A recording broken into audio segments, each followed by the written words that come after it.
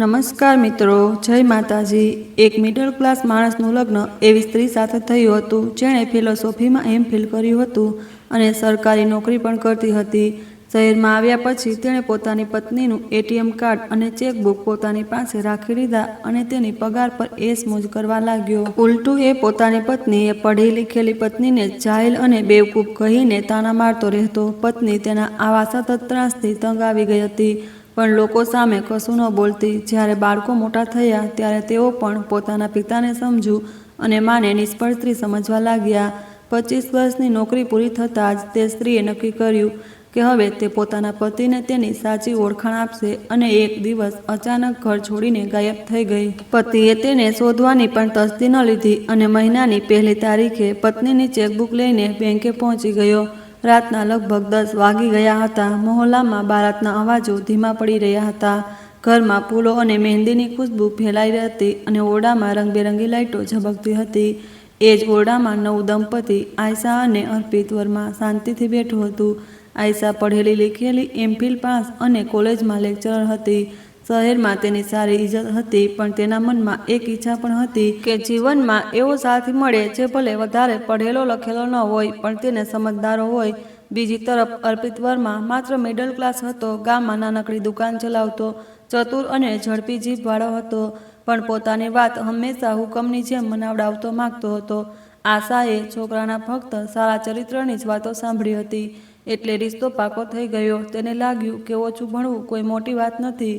સાચી વાત તો એ માનવતા અને પરિવારની હોય છે, પણ જિંદગીમાં કેટલીક વાર સારા નિર્ણયોની ભૂલો પછીથી જ સામે આવે છે। લગ્નની પહેલી જ રાતે અર્પિતના વર્તનમાં એ જ માલિકીનો રવૈયો દેખાયો જે ઓછા પઢેલા પુરુષો પોતાની ખામી છુપાવવા માટે બતાવતા હોય છે। વાતો વાતોમાં તેણે કહ્યું, જુઓ આયશા, તમે નોકરી ચાલુ રાખો, મને કોઈ વાંધો નથી, પણ ઘરનો હિસાબ કિતાબ મારા હાથમાં રહેશે। એટીએમ, ચેકબુક બધું મારી પાસે રહેશે, જેથી મને ચિંતા ન થાય। આયશાએ થોડા અચકાતા મુસ્કાન સાથે કહ્યું, ઠીક છે, જેમ તમે ઈચ્છો તેમ થશે।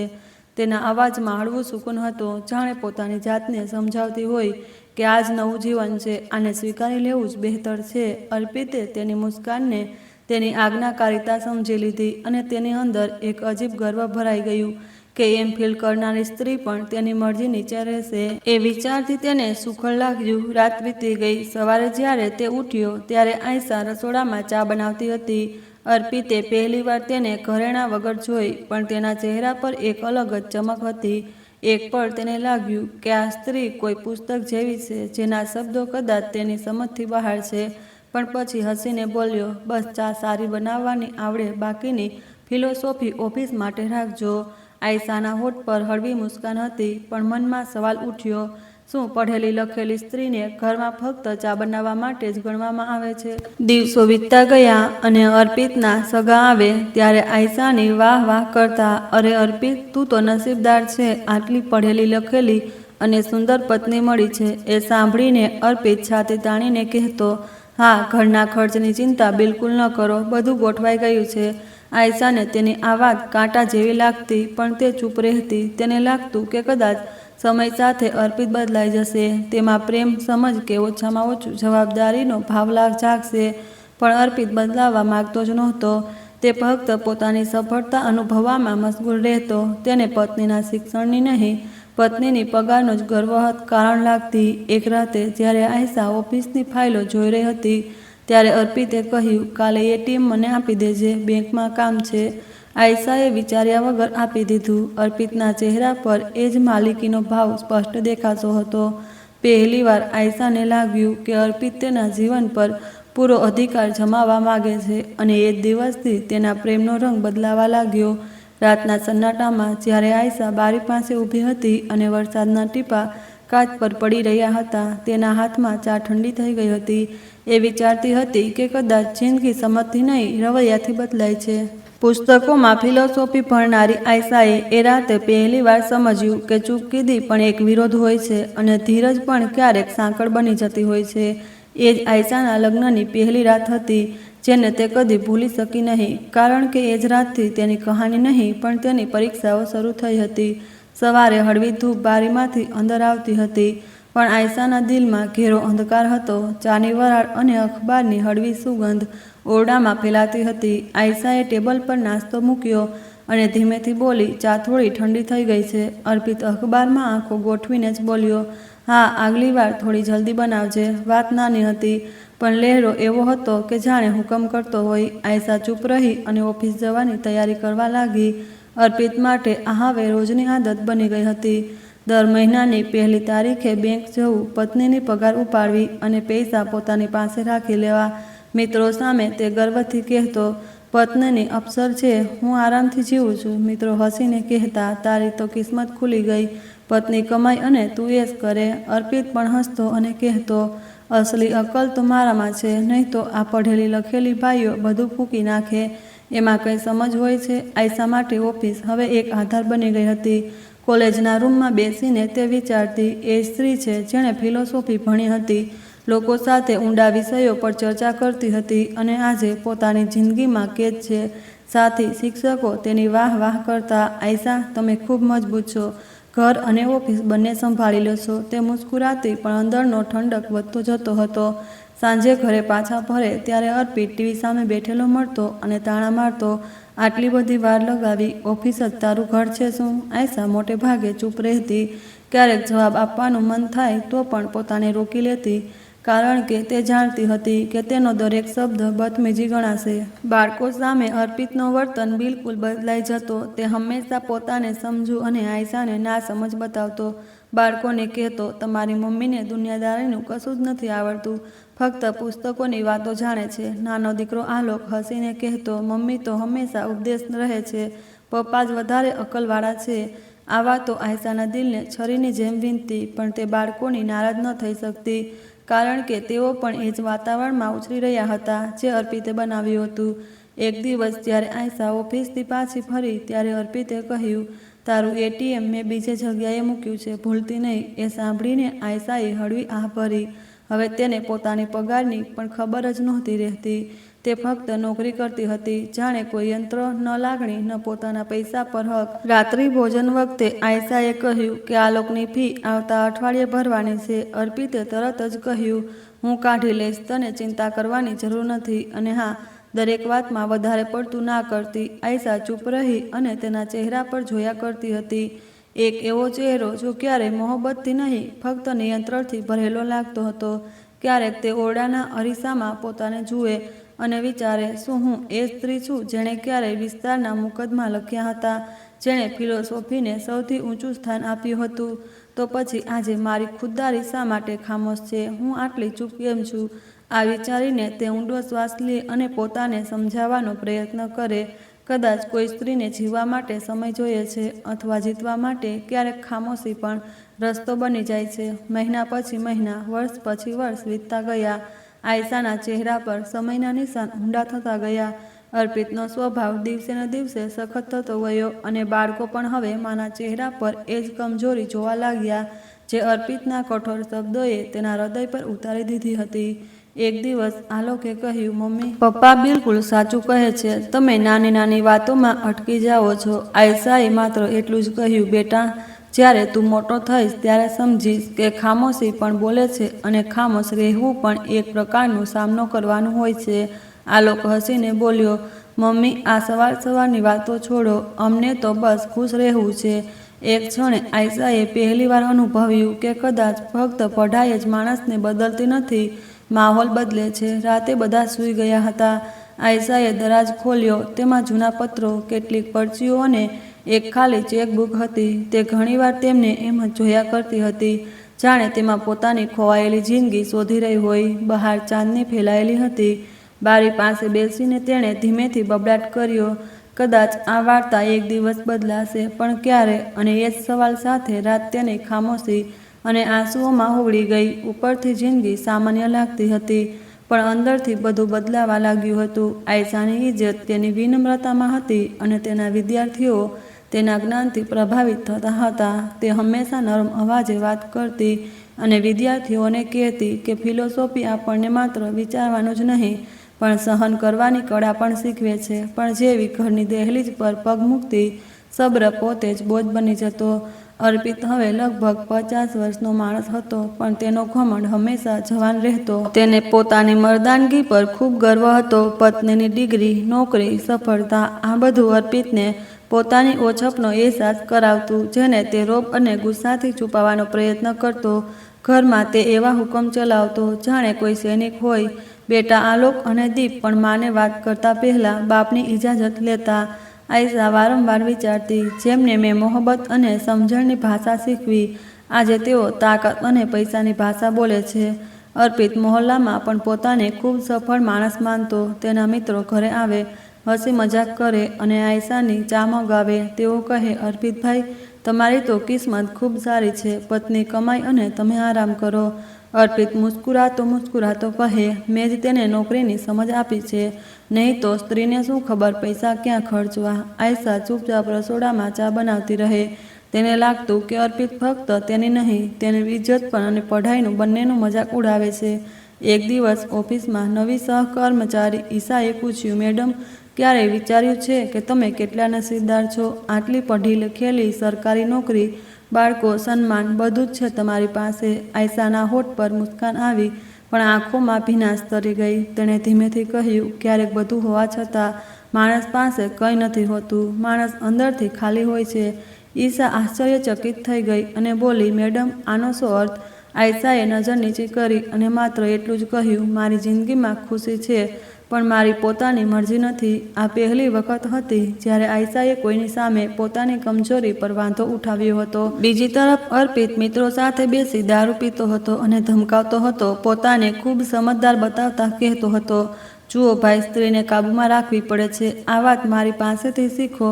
જ્યારે વધુ પઢી લીખી જાય તો માથે ચડી જાય છે. એક મિત્રએ કહ્યું, આયશા તો ખૂબ સમજદાર લાગે છે. અર્પિત હસીને બોલ્યો, હા ભાઈ, સમજદાર છે ને, એ પણ મારી જ વાતથી. હું ના હોઉં તો 2 દિવસમાં વેર વિખેર થઈ જાય.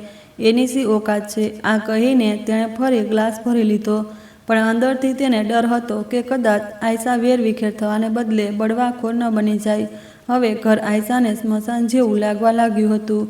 બાળકો સામે ચૂપ રહે, ઓફિસમાં જ મુસ્કુરાય અને રાતે પોતાની સાથે લડે. એક સાંજે તેણે વિચાર્યું, મેં ચૂપ રહીને બધું સાંભળ્યું, પણ શું મારી આ ચૂપી મારી સજા બની ગઈ છે?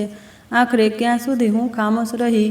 એ જ ક્ષણે તેની અંદરથી અવાજ આવ્યો, જો તે પોતાને નહીં બદલી તો તારી ઓળખાણ ખતમ થઈ જશે.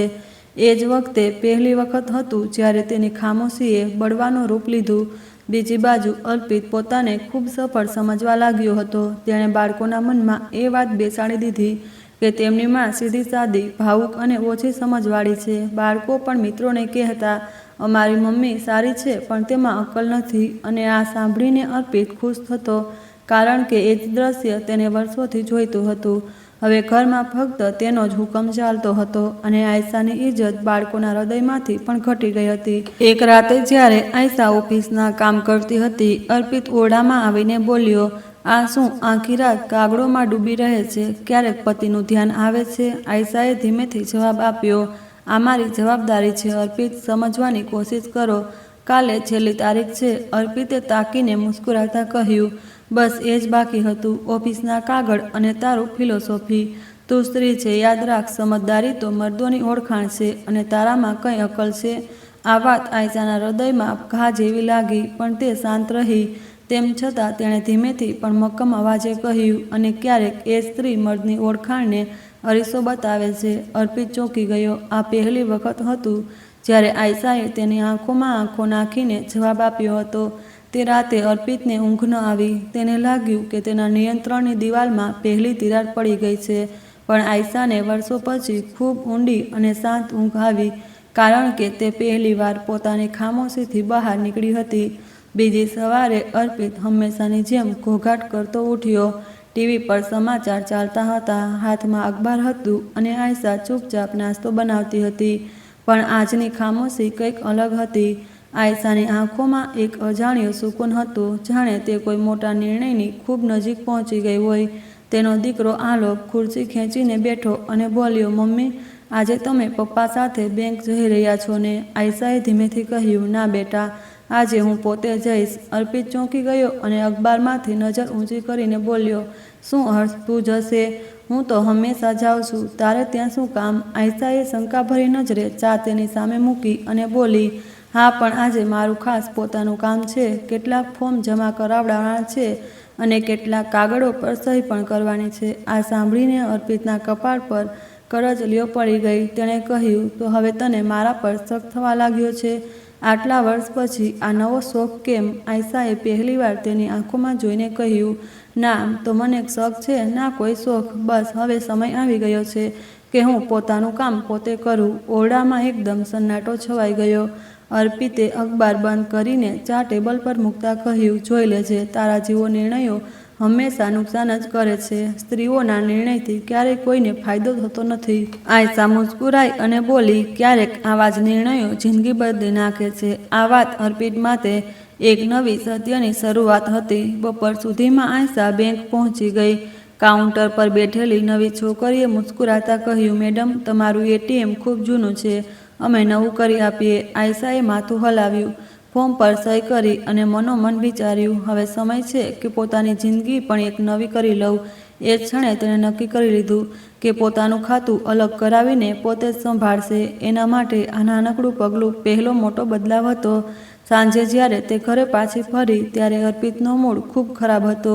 ટીવી બંધ હતું અને તે સોફા પર બેસીને બેંક બેલેન્સની પર્ચીને ઘૂરી રહ્યો હતો. ગુસ્સામાં તેણે પૂછ્યું, આ તે શું કર્યું? એટીએમનો નંબર કેમ બદલી નાખ્યો? તને ખબર છે તું શું કરી રહી છે, બેવકૂફ સ્ત્રી? આયશાએ ઝડપથી પોતાની બેગ મૂકી અને કહ્યું, મને ખબર છે. હવે મારી પગાર મારી જવાબદારી છે. અર્પિત ગુસ્સામાં પોતાની જગ્યાએથી ઊભો થઈ ગયો. તેણે કહ્યું, મેં તને એ ઇજ્જત આપી છે જે કોઈ પતિ આપતો નથી. તને નોકરી કરવાની પરવાનગી આપી. આ મહોલ્લામાં કોઈ એવું કરતું નથી. આયશાએ હળવો વ્યંગભરી મુસ્કાન સાથે કહ્યું, નોકરી તો હું પહેલાંથી જ કરતી હતી. તે તો ફક્ત મારી કમાણીનો ઉપયોગ કર્યો અને પોતાના મિત્રો પર ખર્ચી નાખી. અર્પિતનો ચહેરો લાલ થઈ ગયો. તેણે કહ્યું, યાદ રાખ, તું સ્ત્રી છે, ઘરમાં જ રહે, એ જ તારી હદ છે. પહેલીવાર આયશાના અવાજમાં ઠેરાવ અને મક્કમતા હતી.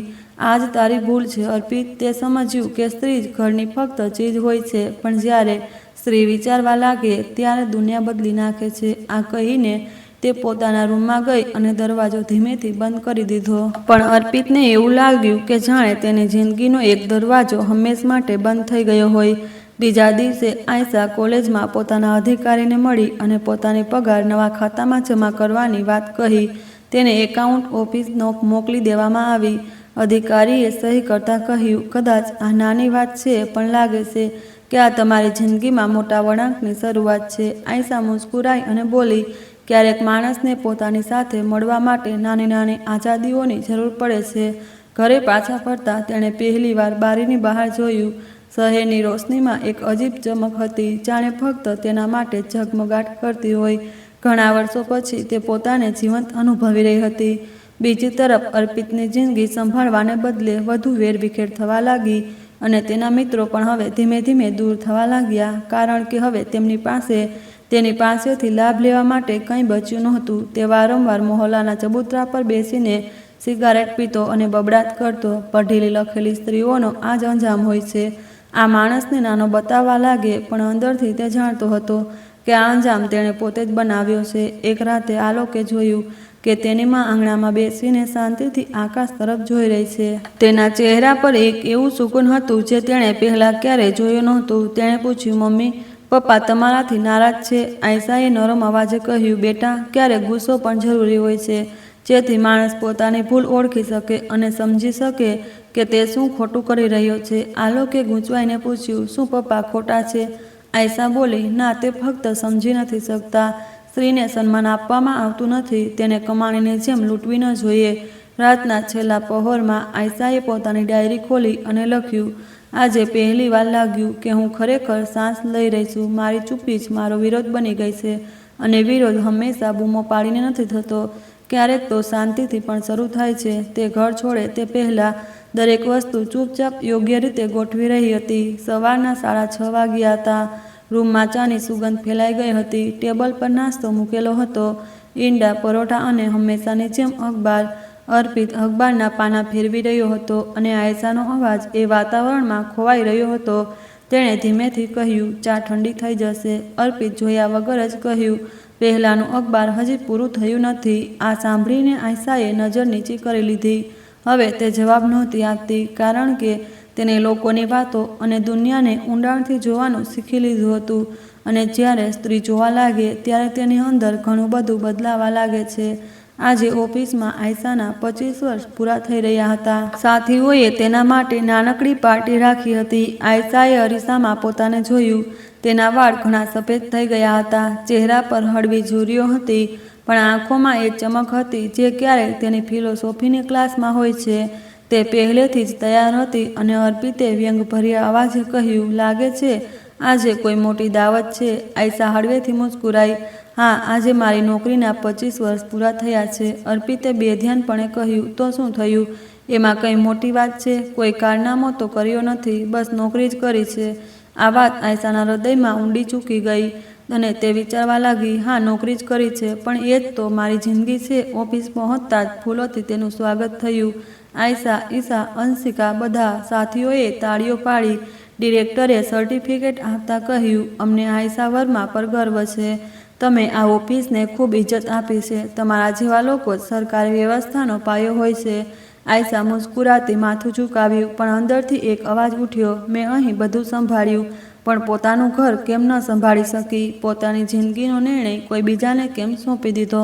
એ જ ક્ષણે જાણે તેની અંદર કોઈ બટન દબાઈ ગયું અને તેણે નક્કી કરી લીધું કે હવે કંઈક બદલાશે. સાંજે પાછા ફરીને તેણે ચા તો બનાવી દીધી, પણ અર્પિતને બોલાવ્યો નહીં. તે રૂમમાં ગઈ અને અલમારીમાંથી જૂની ફાઇલો, ઘરેણાં, કપડાં અને પોતાની ડાયરી કાઢી.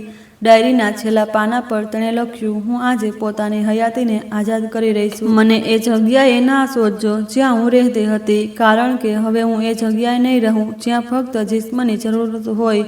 હું એ જિંદગી માગું છું જ્યાં મારી રૂહ સાંસ લઈ શકે. પછી તેણે ચેકબુક, એટીએમ કાર્ડ અને ઘરની ચાવી ટેબલ પર મૂકી દીધી. અર્પિત ટીવી જોઈ રહ્યો હતો. આયશાએ દરવાજા પર ઊભા રહીને કહ્યું, હું થોડા દિવસ મારી બહેન પાસે જઈ રહી છું. થોડું કાગળનું કામ છે અને થોડી તન્હાઈ પણ જોઈએ છે. અર્પિતે બેધ્યાનપણે કહ્યું, ઠીક છે, વધારે દિવસ ના રોકાજે, આવતા અઠવાડિયે બોલાવી લઈશું. આયશાએ તેને એમ જોયું જાણે કોઈ પુસ્તકનું છેલ્લું પાનું વાંચી રહી હોય અને જવાબ આપ્યો, હા, બિલ તો દરેક સંબંધના અંતમાં જ આવે છે. એટલું કહીને તે ઘરની બહાર નીકળી ગઈ. તેના જતાં જ ઘરમાં એક અજીબ ખામોશી ફેલાઈ ગઈ, જે અર્પિતે પહેલાં કદી અનુભવી નહોતી. શરૂઆતમાં તો તે વિચારતો હતો કે ચાલો 2 દિવસની છૂટી મળી ગઈ અને ટીવીનો અવાજ વધારે તેજ કરી દીધો, પણ રાતના 2 વાગ્યે જ્યારે પાણી પીવા ઉઠ્યો ત્યારે ઘરનો સન્નાટો તેના કાનમાં ગૂંજી રહ્યો હતો. ટેબલ પર પડેલા એટીએમ કાર્ડ, ચેકબુક અને ડાયરીને જોઈને તે થંભી ગયો. તેણે ડાયરી ખોલી અને એક જુમલા પર આવીને અટકી ગયો. એક સ્ત્રીની મહેનત એક દિવસ તારો ઘમંડ પણ બની શકે છે અને એ જ સ્ત્રી એક દિવસ તારી ખોટ પણ બની જાય છે. અર્પિતના હાથ કાંપી રહ્યા હતા. તેણે એટીએમ કાર્ડ ઉઠાવ્યું, જાણે હજી પણ તેમાંથી પૈસા નીકળી આવે, પણ બીજી સવારે બેંક જઈને મશીનમાં કાર્ડ નાખ્યું તો સ્ક્રીન પર લખેલું આવ્યું, આ કાર્ડ બ્લોક છે. તેણે ફરી એકવાર, ત્રીજી વાર કોશિશ કરી, પણ પરિણામ એ જ રહ્યું. ગભરાઈને તે બેંક મેનેજર પાસે પહોંચ્યો તો તેને જણાવવામાં આવ્યું કે મેડમ આયશા શર્માએ પોતાનું ખાતું બંધ કરી દીધું છે. હવે એ ખાતામાંથી કોઈને પણ પૈસા કાઢવાની પરવાનગી નથી. અર્પિતે આશ્ચર્ય સાથે કહ્યું કે તે તેનો પતિ છે, તેનો હક હોવો જોઈએ, પણ મેનેજરે સ્પષ્ટ કહ્યું કે કાયદા પ્રમાણે પગાર ફક્ત આયશાનો છે. તેને વહેંચવું કે ન વહેંચવું એ તેનો નિર્ણય છે. અર્પિત ચૂપ રહી ગયો, કારણ કે પહેલીવાર તેને લાગ્યું કે સ્ત્રીની ખામોશી કરતાં તેના નિર્ણયમાં વધુ તાકાત હોય છે. ઘરે પાછા ફરતા તેણે આશા રાખી કે કદાચ આયશા પાછી આવી જશે. આજે નહીં તો કાલે, પણ દિવસો અઠવાડિયામાં અને અઠવાડિયા મહિનાઓમાં બદલાઈ ગયા અને આયશા ક્યારેય પાછી ન આવી.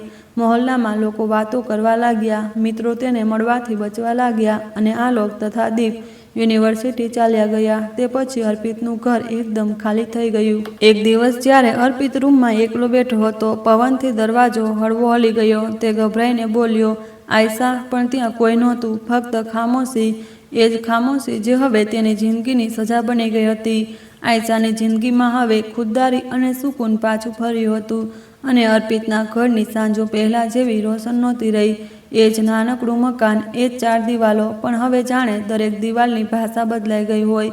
દરેક રૂમ અને દરેક દરવાજો અર્પિતને સવાલ કરતો હતો. ચા હવે કોણ બનાવશે? અખબાર કોના માટે? અને આ ખામોશી કોની સજા છે? સવારનો સૂરજ પણ અર્પિતને બોજ લાગવા લાગ્યો હતો. પહેલાં આયશાના હાથની ચાથી તેનો દિવસ શરૂ થતો હતો. હવે તે પોતે ચા બનાવે, ક્યારેક ખાંડ ઓછી, ક્યારેક દૂધ વધારે, અને સ્વાદ દર વખતે ખરાબ જ લાગે. પહેલાં ઘરમાં આયશાના પગલાંથી હળવી અવાજો ગૂંજતી હતી.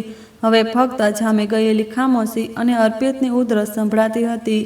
દિવસે તે મહોલ્લાના ચોક પર બેસી જતો, જ્યાં વડીલો રાજનીતિની વાતો કરતા. પહેલાં અર્પિત સૌથી મોટા અવાજે બોલતો, હવે મોટે ભાગે ચૂપ જ રહેતો. એક દિવસ ચોક પર પ્રકાશ નાયડુએ પૂછ્યું, અર્પિતભાઈ, ભાભી હજી સુધી પાછા નથી આવ્યા? અર્પિતે નજર નીચી કરી લીધી. ના, કદાચ નારાજ છે. પ્રકાશે ધીમેથી કહ્યું, નારાજ નથી ભાઈ, તે આઝાદ થઈ ગઈ છે. તમે ક્યારેય વિચાર્યું કે એ સ્ત્રીએ પોતાની આખી ઉંમર આપી દીધી? જો એક દિવસ પોતાના માટે માંગે તો શું ખોટું છે? પ્રકાશની આ વાત અર્પિતના હૃદયમાં તીર જેવી લાગી. તે હસવાનો પ્રયત્ન કરતો રહ્યો, પણ એ હાસ્ય પાછળના આંસુ કોઈ જોઈ ન શક્યું. કેટલાક દિવસ પછી દીપ, જે યુનિવર્સિટીમાં એન્જિનિયરિંગ ભણતો હતો, રજાઓમાં ઘરે આવ્યો અને બોલ્યો, હવે તમે મમ્મી સાથે ક્યારે વાત કરશો? અર્પિતે ખુશ થઈને કહ્યું, જ્યારે તે પોતે આવીને માફી માગશે. પણ દીપે કડવી મુસ્કાન સાથે જવાબ આપ્યો, મમ્મીએ તમને જિંદગીભર ઇજ્જત આપી, હવે તે પોતાની ઇજ્જત પાછી માંગે છે. માફી તો તમારે માગવી જોઈએ, તેમને નહીં. આ કહીને દીપે પોતાની બેગ ઉપાડી અને બહાર નીકળી ગયો. દરવાજો બંધ થવાનો અવાજ અર્પિતના કાનમાં ગુંજતો રહ્યો અને તે સોફા પર બેસી પડ્યો. પહેલીવાર તેના હૃદયમાં શરમની હળવી ચૂંક પેદા થઈ ગઈ. દર મહિનાની પહેલી તારીખે અર્પિત બેંકના ચક્કર લગાવતો. કદાચ કોઈ ચમત્કાર થઈ જાય, કદાચ એટીએમ કાર્ડ ફરી ચાલુ થઈ જાય. એક દિવસ તેણે જોયું કે આયશા બેંકમાંથી બહાર નીકળી રહી છે, હળવી ગુલાબી ચાદર ઓઢેલી, આત્મવિશ્વાસથી ભરેલી. અર્પિતના પગ પોતાની મેળે તેની તરફ વધ્યા, પણ તે અટકી ગયો અને વિચારવા લાગ્યો કે જઈને શું કહે. પાછા આવી જા, પૂછે કે તારા વગર હું કેવો છું કે તું કેવી છે. પણ આયશાના ચહેરા પરની શાંતિ જોઈને તેને લાગ્યું કે જે સ્ત્રીએ 25 વર્ષ તેને સહન કર્યો, તે હવે પોતાના સન્માન સાથે જીવી રહી છે. આયશા બેંકના દરવાજેથી નીકળીને રસ્તો પાર કરી ગઈ અને અર્પિત ત્યાં જ ઊભો રહી ગયો, હાથમાં બેકાર કાર્ડ અને હૃદયમાં ભારે ખામોશી. રાતે તે વારંવાર આકાશ તરફ જોતો અને વિચારતો, આખરે મેં એવું તો શું કર્યું હતું? મેં તો બસ પોતાની હેસિયત સંભાળીને રાખી હતી. પછી એક દિવસ પોતાની જાત સાથે કહ્યું, જો હેસિયત કોઈની ખુશીથી મોટી થઈ જાય તો તે હેસિયત નહીં, ના બની જાય છે. અને એવી ના સંબંધોને ખાઈ જાય છે. અર્પિત ક્યારે આયશાનો જૂનો રૂમાલ જોતો, ક્યારેક તેની ડાયરી વાંચતો, અને દરેક પાના પર એ જ દુઃખ લખેલું હતું, હું ઈચ્છતી હતી કે તું મને સમજે, પણ તે ફક્ત હુકમ જ આપ્યા. તેની સજા શરૂ થઈ ચૂકી હતી. હવે અર્પિતને ખ્યાલ આવ્યો કે છેલ્લા 25 વર્ષમાં તેણે જિંદગી જીવી જ નહોતી, ફક્ત આદેશ આપ્યા, અને જે ફક્ત હુકમ આપે છે તે અંતે એકલો રહી જાય. તેની આંખો નીચે કાળા વર્તુળો વધી રહ્યા હતા, ચહેરાની ચમક ખતમ થઈ રહી હતી. ઘરમાં વધુ સમય રહેવું તેને ડર લાગવા લાગ્યો. તે મહોલ્લાના બાળકોને ક્યારેક ખાવાનું આપી દે અને આયશાના નામે દુઆઓ કરે, પણ આ બધું દીપના શબ્દોમાં ઘોઘાટને દબાવવા જેવું હતું.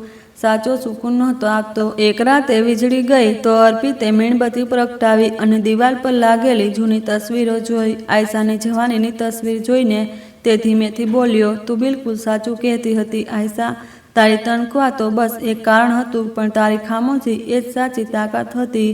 એ જ મારો અંજામ બની. મીણબત્તી ધીમે ધીમે ઓગળી રહી હતી. જેમ અર્પિતનો ઘમંડ ઓગળી રહ્યો હતો. હવે તેના ચહેરા પર આંસુ નહોતા, ફક્ત એક કબૂલાત હતી. સવારે જયપુરની ગલીઓમાં રોશની ફેલાઈ રહી હતી. હળવી ધુમ્મસમાં સૂર્યએ ઝાંકી લીધી ત્યારે આયશાએ પોતાના નવા ઘરની બારીમાંથી બહાર જોયું. એક શાંત ગલી, નાનકડો ફળવારો અને બાલ્કનીમાં મૂકેલા 2 ગમલા. બસ આ જ હવે તેની નાની પણ પોતાની દુનિયા હતી. ફ્લેટની ખાલી દિવાલો જોઈને આયશાએ અનુભવ્યું કે ખાલીપણું ક્યારેય આઝાદી જેવું પણ હોય છે. પહેલાં તેને આ ઘર અજાણ્યું લાગ્યું, પછી મનમાં કહ્યું, આ દિવાલો ખાલી નથી, આ જ દિવાલો પર મારી નવી વાર્તા લખાશે. તેણે અલમારીમાંથી જૂની તસવીરો કાઢી, પોતાના બાળકોની, ઓફિસના સાથીઓની અને એક તસવીર જેમાં તે અને અર્પિત સાથે ઊભા હતા. એ તસવીર જોઈને તેની આંખો એક ક્ષણ માટે ભરાઈ આવી, પણ તેને તરત જ પોતાની જાતને કહ્યું, આ શું કમજોરી નથી, વીતી ગયેલા પસ્તાવાનો બોજ છે. બીજા દિવસે ઓફિસમાં તેનો અંદાજ એકદમ બદલાયેલો હતો. તે પહેલાં પણ શાંત હતી, પણ હવે તેના ચહેરા પર એક અલગ આત્મવિશ્વાસ ઝળકતો હતો. નવા પ્રોજેક્ટની મીટિંગમાં જ્યારે તેની રાય માંગવામાં આવી, તો પહેલીવાર લોકોને લાગ્યું કે તે ફક્ત એક કર્મચારી નથી, વિચાર અને સમજણનો રસ્તો બનાવનાર છે. મીટિંગ પછી તેની સહેલી આશાએ કહ્યું, આયશા, આજે તું પહેલાંથી એકદમ અલગ લાગે છે, જાણે કોઈ મોટો બોજ ઉતારી દીધો હોય. આયશા મુસ્કુરાઈ અને બોલી, મેં બોજ નથી ઉતાર્યો, મેં પોતાને સાયો બદલી નાખ્યો છે. હવે મારી પાછળ ડર નથી ચાલતો, મારી હિંમત ચાલે છે. ઓફિસ પછી તે સરકારી ગર્લ્સ કોલેજ જતી, જ્યાં છોકરીઓને ફિલોસોફી ભણાવતી અને કહેતી, પઢાઈ ફક્ત નોકરી માટે નથી, પોતાની ઓળખાણ અને ઇજ્જત માટે કરો. જ્યારે સ્ત્રી પોતાને ઓળખી લે છે, ત્યારે દુનિયાના બધા તાનાબાના બદલાઈ જાય છે.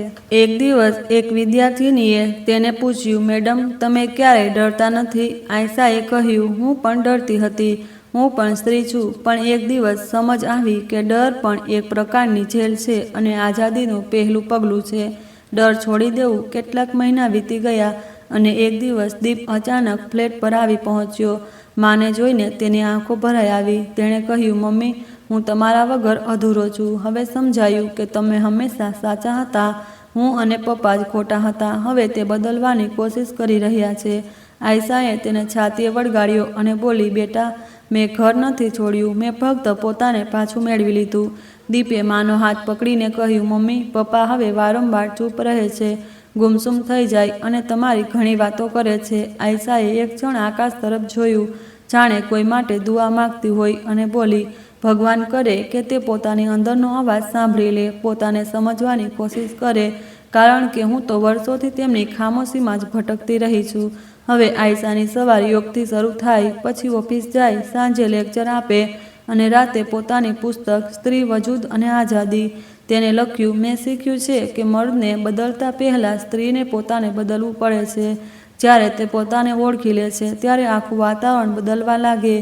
એક દિવસ ઓફિસથી પાછા ફરતા તેણે રસ્તાની કિનારે એક ફકીર જોયો, જેણે કહ્યું, બેટી, તારા ચહેરા પર રોશની છે અને હૃદયમાં સબ્ર. આ બધું તારી પરીક્ષાનું ઇનામ છે. આયશાએ કેટલાક સિક્કા તેના કટોરામાં નાખ્યા અને મનોમન વિચાર્યું, સાચું ઇનામ તો એ જ હોય છે જે દુઃખમાંથી જન્મે છે. સાંજે તે છત પર ઊભી આકાશ જોઈ રહી હતી. હવામાં હળવી ઠંડક હતી. તેણે પોતાની જાત સાથે કહ્યું, હું હવે એકલી નથી, મારી સાથે મારી સોચ છે, મારી મહેનત છે અને એ જ મારી ઓળખાણ છે. ત્યાં જ તેનો ફોન વાગ્યો. કોલ અર્પિતનો હતો. આયશાએ થોડીક ક્ષણો ફોન તરફ જોયું, હળવેથી મુસ્કુરાઈ અને ફોન બંધ કરી દીધો, કારણ કે તે જાણતી હતી કે જે સંબંધમાં ઇજ્જત ન હોય તેને વાપસી સજા બની જાય છે. એ રાતે તે પોતાની પુસ્તકનું છેલ્લું પાનું લખી રહી હતી. તેમાં તેણે લખ્યું, સ્ત્રી કમજોર નથી હોતી, ફક્ત તેને યકીન દિલાવવામાં આવે છે કે તે કમજોર છે. જ્યારે તે આ યકીન તોડી નાખે, ત્યારે દુનિયા બદલાઈ જાય. કાલના વિચારમાં ડૂબેલી તેણે આકાશ તરફ જોયું. વરસાદ શરૂ થઈ ગયો, જાણે આકાશ પણ તેની આઝાદીની ગવાહી આપતું હોય. રાતે બારીની બહાર અધૂરો ચંદ્ર છુપાયેલો હતો અને અર્પિતના હૃદયમાંથી પૂરો સુકૂન ગાયબ હતો. પથારીમાં સૂતા સૂતા પણ ઊંઘ તેને અડતી નહોતી. રૂમની ખામોશી હવે તેને માટે સજા બની ચૂકી હતી. આયશાનો અવાજ, ચાની સુગંધ, ઘરની રોનક, બધું તેની યાદોમાં દુઃખ બનીને પાછું ફરતું હતું. દરેક રાતે તેના કાનમાં એ જ વાત ગૂંજતી, તમે સમજો છો કે ઇજ્જત આપનાર તમે છો, પણ ઇજ્જત કમાતી નથી, ઇજ્જત આપવામાં આવે છે. આ એ જ વાત હતી જે આયશાએ વર્ષો પહેલાં લખી હતી. તે વખતે અર્પિત હસી પડ્યો હતો, પણ આજે એ જ શબ્દો તેની સાચી તોબાનું કારણ બની ગયા. એક દિવસ મંદિરમાં પંડિતજીએ કહ્યું, જે માણસના હૃદયમાં સુકૂન નથી, તેણે પોતાની સાથે સલાહ કરવી જોઈએ, કારણ કે સૌથી મોટી લડત માણસ પોતાની અંદર જ લડે છે. આ સાંભળીને અર્પિતની આંખોમાંથી આંસુ નીકળી આવ્યા. તે પહેલેથી જ ખૂણામાં બેઠો હતો, પણ પોતાની જગ્યાએથી ઉઠી ન શક્યો. તેના હૃદયમાં ફક્ત એક જ દુઃખ હતું. પોતાને જીતવાની કોશિશમાં તેણે બધાને હરાવી દીધા હતા અને દરેક સંબંધ અધૂરો છોડી દીધો હતો. હવે તે રોજ બ્રહ્મ મુહૂર્તમાં ઉઠીને સ્નાન કરે, મંદિરમાં દીવો પ્રગટાવે અને કલાકો સુધી ભગવાન સામે બેસીને રડતો રહે. પહેલાં તેની પ્રાર્થનાઓ દુનિયાના સુખ સૌભાગ્ય માટે હોય, હવે ફક્ત એટલું જ કહેતો, હે પ્રભુ, મારો પરિવાર મને માફ કરી દે. મેં મારી પત્નીને બંધન સમજી, જ્યારે તે જ મારી સૌથી મોટી શક્તિ હતી. પૂજા પછી તે ગીતા ખોલીને વાંચે અને જ્યારે તેની નજર એ શ્લોક પર પડે જેમાં લખ્યું છે, સ્ત્રીનું સદૈવ સન્માન અને સત્કાર કરો, ત્યાં જ ઘરમાં દેવતાઓનો વાસ હોય છે, ત્યારે તેની અંદર ઊંડી ટીસ ઉઠે. વર્ષોથી તે આ શ્લોક વાંચતો આવ્યો હતો, પણ આજે તેનો સાચો અર્થ તેની આત્માએ સ્પર્શી ગયો. એક દિવસ અર્પિત આયશાનો જૂનો રૂમાલ હાથમાં લઈને ચૂપચાપ બેઠો હતો. ત્યાં તેનો દીકરો આલોક રૂમમાં આવ્યો અને રૂમાલ જોઈને પૂછી બેઠો, શું તમે મમ્મીને યાદ કરો છો? અર્પિતે ધીમેથી માથું હલાવ્યું, ઘણું યાદ કરું છું, પણ હવે પોતાને તેમના લાયક નથી માનતો. આલોક તેની પાસે બેસીને બોલ્યો, મમ્મી કહેતી હતી કે માણસ ખરાબ નથી હોતો, ફક્ત સાચી વાત સમજવામાં વખત લાગે છે. આ સાંભળીને અર્પિતની આંખો ભરાઈ આવી અને તેણે પૂછ્યું, તે આયશાને મળ્યો છે? તે સારી છે ને? આલોકે કહ્યું, જો તમે સાચે જ બદલાઈ ગયા છો તો ભગવાન પણ માફ કરી દેશે. મંદિરમાંથી નીકળીને અર્પિત આયશાની કોલેજ ગયો અને દરવાજે ઊભો રહીને કહ્યું, મને અંદર આવવાનો હક નથી. હું ફક્ત એટલું જ કહેવા આવ્યો છું કે આયશાનો નિર્ણય સાચો છે. તેણે ફક્ત પોતાને જ નહીં, મને પણ આઝાદ કર્યો. ત્યાં જ અંદરથી એક છોકરી આવી અને બોલી, મેડમે કહ્યું છે કે જો કોઈ માફી માંગવા આવે તો તેને કહેજો કે માફી મળી ચૂકી છે. આ સાંભળીને અર્પિતની આંખોમાંથી આંસુ વહેવા લાગ્યા અને તે પહેલીવાર કોઈ ડરથી નહીં, પણ એક ઊંડા અહેસાસથી ત્યાં જ બેસી પડ્યો. તે પછી તેણે પોતાની જિંદગી લોકોની સેવામાં લગાવી દીધી. મહોલ્લાના ગરીબ બાળકોનું ભણતરનું બંદોબસ્ત કર્યો, ખાવા પીવાનું કામ શરૂ કર્યું અને દરેક સ્ત્રીને મુશ્કેલીમાં જોઈને પોતાને યાદ કરાવતો કે તેણે જિંદગીની સૌથી મોટી ભૂલ ઇજ્જત ન આપવાની કરી હતી. હવે તેનું હૃદય નરમ થઈ ચૂક્યું હતું. ચહેરો ઝુર્રીઓથી ભરેલો હતો, પણ તેમાં સુકૂનની રોશની હતી. કેટલાક મહિના પછી આયશાને ડાકથી અર્પિતને પત્ર મળ્યો. તેમાં તેણે લખ્યું હતું, આયશા, તે મારી પાસેથી મારું ઘર છીનવી લીધું હતું, પણ મારી આંખો ખોલી દીધી. હવે હું સ્પષ્ટ જોઈ શકું છું કે દરેક વાતમાં તું જ સાચી હતી અને મારી સૌથી મોટી સજા તારી ખામોશી હતી. જો શક્ય હોય તો મારી માટી પર જઈને એક પ્રાર્થના કરી દેજે, કદાચ તારી પ્રાર્થના કબૂલ થઈ જાય. પત્ર બંધ કરીને આયશાએ આંસુ લૂછ્યા અને મનોમન બોલી, હે ભગવાન, શુક્ર છે એક પુરુષ આખરે માણસ બની ગયો. તો મિત્રો, આ હતી આજની વાર્તા. આ વાર્તા વિશે તમારો શું અભિપ્રાય છે? કમેન્ટમાં જરૂર જણાવજો. જો વાર્તા પસંદ આવી હોય તો લાઈક કરજો, ચેનલ સબસ્ક્રાઈબ કરજો અને બેલ આઇકન દબાવીને ઓલ પર સેટ કરી દેજો, જેથી નવી વાર્તાઓની સૂચના તમને તરત મળતી રહે. આભાર.